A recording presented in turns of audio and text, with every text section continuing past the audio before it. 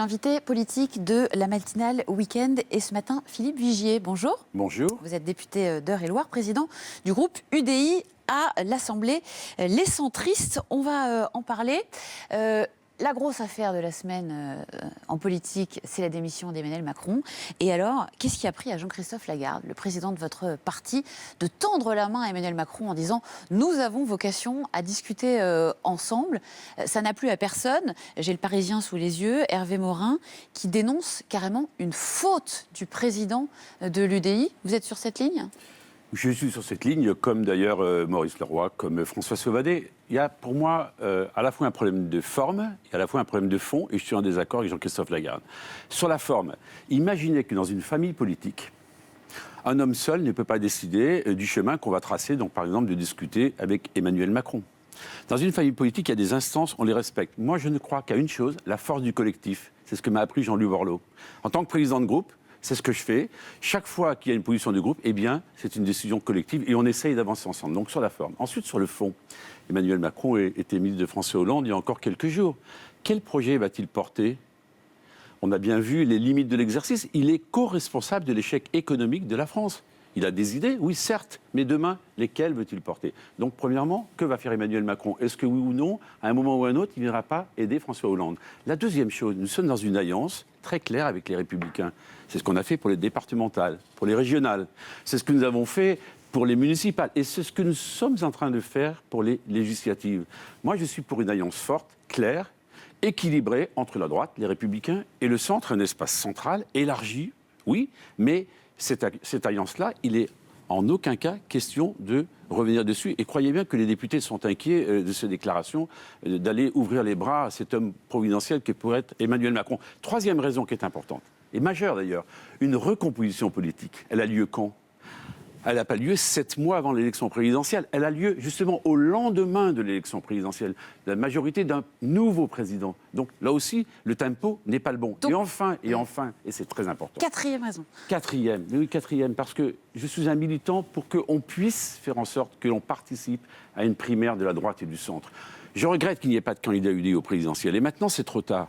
J'aurais vraiment voulu, et je veux, et les militants, les sympathisants, tous ceux qui se retrouvent dans le message de l'UDI, dans les valeurs que nous incarnons, eh bien, je leur demande d'aller voter pour cette primaire de la droite et du centre qui nous permettra de nous exprimer et de faire valoir notre projet. Donc, vous voyez que... Bon, alors attendez, parce que là, vous avez balayé tous les sujets. Oui, mais c'est très important parce que cette famille que l'on a constituée, avec Hervé Morin en 2007, avec le Nouveau Centre, avec Jean-Louis Borloo qui a fait un travail considérable. Et moi, je ne veux pas laisser cette famille politique à la dérive. Ah, donc à la dérive, c'est aux mains de Jean-Christophe Lagarde.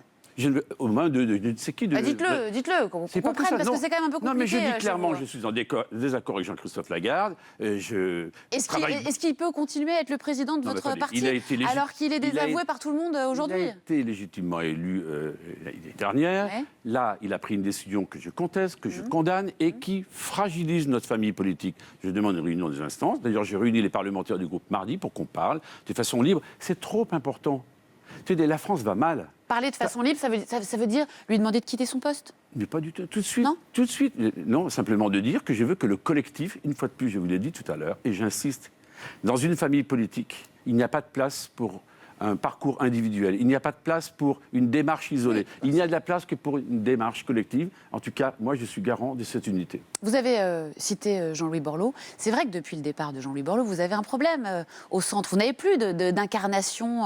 Je le reconnais, c'est regrettable. Mais si on ne pèse pas par un homme qui puisse être candidat à la primaire de la droite et du centre, pesons par le projet. Et je crois que l'UDI, et notamment l'Assemblée, a montré ces dernières années que l'on avait des idées et qu'on était en capacité justement à faire en sorte d'améliorer, de réformer ce pays. Vous savez, un sondage ce matin expliquait que les Français attendaient que la situation du chômage s'améliore et qu'on soit capable de faire ces réformes de fond. Nous les portons avec courage depuis longtemps, qu'on soit enfin entendus. Mais comment les porter quand on n'a pas de candidat à la primaire ? C'est compliqué quand même. Qui est-ce que vous allez soutenir ? Eh bien, on peut porter ces idées-là au travers d'un projet ambitieux. Je vais prendre un exemple. Emmanuel Macron, lorsqu'il était conseiller de François Hollande, c'est lui qui a participé à enlever, vous vous rappelez, cette TVA compétitivité qui permettait d'améliorer la compétitivité des entreprises françaises et en inventant ces fameux CICE. Nous avons dit depuis le début, depuis 2007, qu'il fallait mettre le paquet pour améliorer la compétitivité des entreprises françaises. Emmanuel Macron nous avait fait prendre un mauvais chemin. Donc, si un jour il veut nous retrouver dans un espace central, puissant, au lendemain d'une élection présidentielle avec une recomposition politique, Je l'ai toujours dit, je l'ai dit il y a 1 an, je le dis il y a 6 mois, je le redis aujourd'hui. Mais pas de place, je dis pas de place pour une dislocation de l'UDI. Vous savez, c'était difficile le parcours des centristes de ne pas être intégré dans les Républicains. C'est toujours difficile. Toujours difficile, mais c'est une famille dans laquelle il y a des hommes et des femmes qui ont des idées, des valeurs, des convictions. Bon, vous allez voter pour qui à la primaire?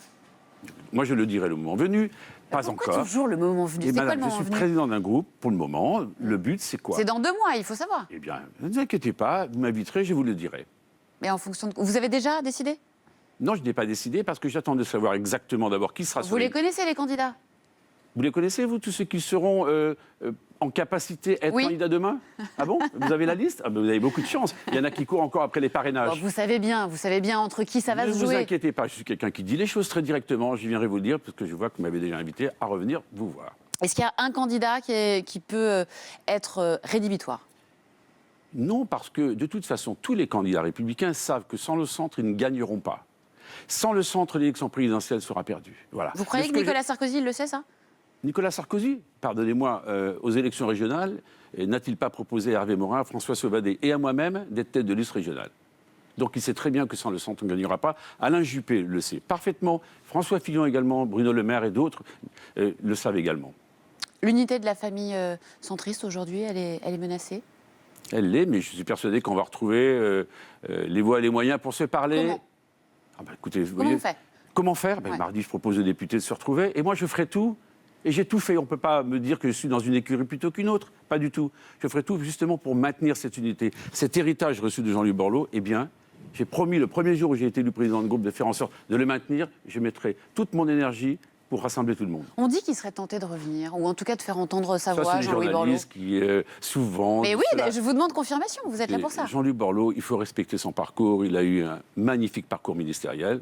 Ah, il ne doit pas revenir, donc? Mais c'est pas, il ne doit pas... Il faut toujours lire entre les lignes avec vous. Avec moi, c'est très simple. Je vous l'ai dit tout à l'heure, j'aurais tellement souhaité qu'il soit candidat au présidentiel.